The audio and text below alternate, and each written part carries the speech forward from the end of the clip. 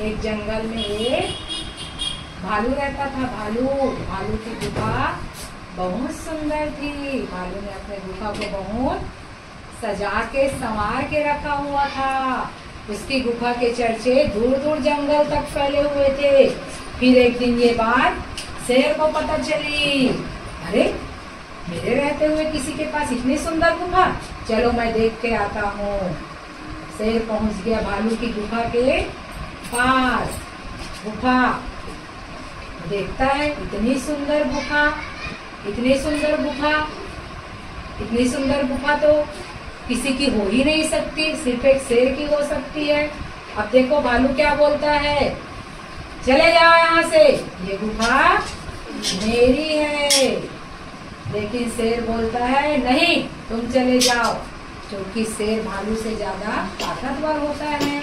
इसलिए भालू जो है गुफा से रोते हुए बाहर चले जाता है। भालू बाहर जा रहा है, देखिए भालू कैसे बाहर जा रहा है।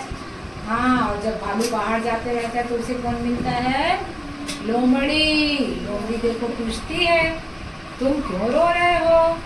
तो भालू बोलता है कि शेर ने मेरी गुफा हड़प ली है, अब मैं क्या करूं?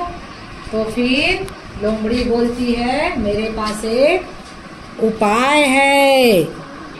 कल सुबह मैं तुम्हें एक रास्ता बताऊंगा और तुम वही करना। भालू बोलता है हाँ। अब देखो दूसरे दिन सुबह क्या होता है।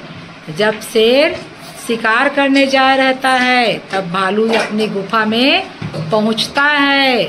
भालू एक पोटली लेके गुफा में पहुंचता है और गुफा में पोटली छोड़ के चले जाता है।